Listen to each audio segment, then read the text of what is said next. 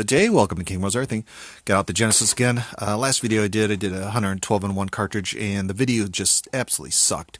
And I want to have this so I can use it, because there's some of those cartridges, like I have a Retron 5, they just do not work on the Retron 5, especially like the multi-carts and stuff like that, things that it doesn't recognize, especially like the Chinese stuff, the pirated ones. Not going to work very well. And the video just absolutely horrific. And we were using the, where's he at? Oh, I don't know if you can see it. You can see him over here. The little RF modulator that comes with the Sega Genesis. And back in the day, you had a picture tube, and that was great. But now with LCDs, you see all like little flickers and waves and stuff like that. And I did have problems with the power supply. The power supply I was using was this fellow, and it's not 1.4. It's actually, let's see, 10 volts. And this takes 9 volts. So I think that might have been some of its issues, because I was kind of cheating a little bit.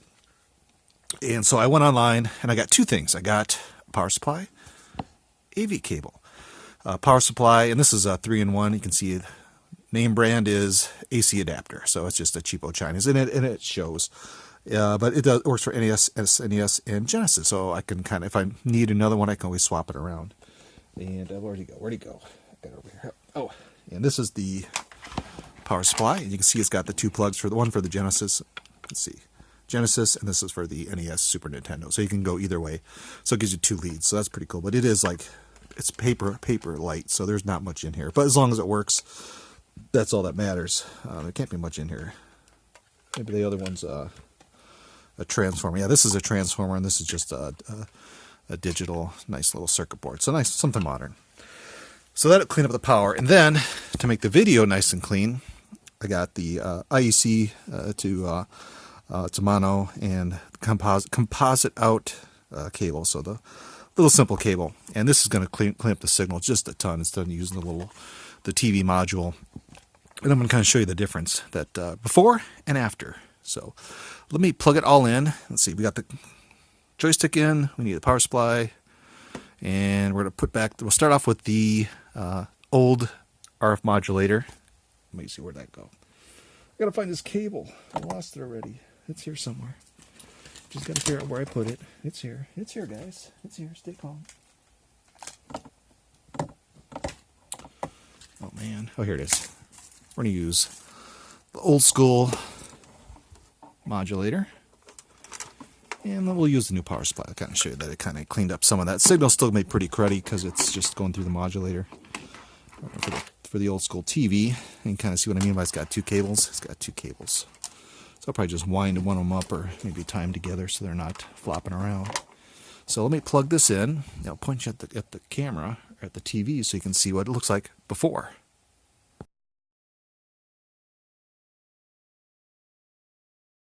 Okay, we have it up to the TV on channel 3. I'll turn it on.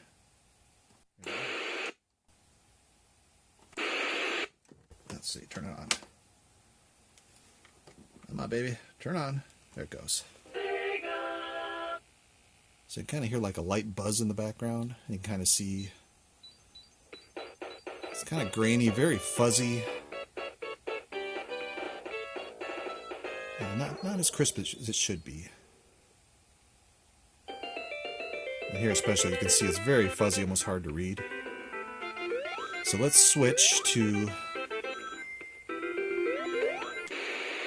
the IEC connector.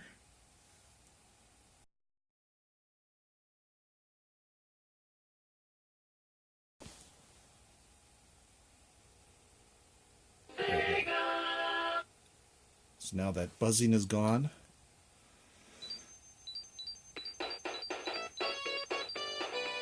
Text is nice and clear. It's hard to pick up on the camera, but it makes a huge difference. Even here, everything's nice and sharp and crisp.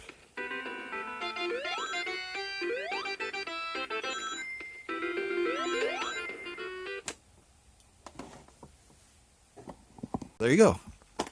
I got a new power supply, the AV cable, and that made all the difference. I think just having the right power supply helped a little bit. The right cable, 1,000 times better. And I got these on eBay, and it was like $7. I think on Amazon it was like maybe $12, a little bit around that price. So it was a little cheaper on eBay. and I got it within a couple days. But definitely, if you want to do your consoles nice, especially if you got a Sega Genesis, get this AV cable. That is the bomb. It makes all the difference in the world. And of course, having the correct power supply helps a lot too. And this one, I bought this one because it does all three: NES, SNES, and the Genesis. So if I do get another console that I need a power supply for, just in case, I can always back up to this guy, or maybe I'll get a second one just because I can have a couple power supplies, because I have a bunch of Segas and Super Nintendos laying around. It's always nice to have an extra power supply that can go either way.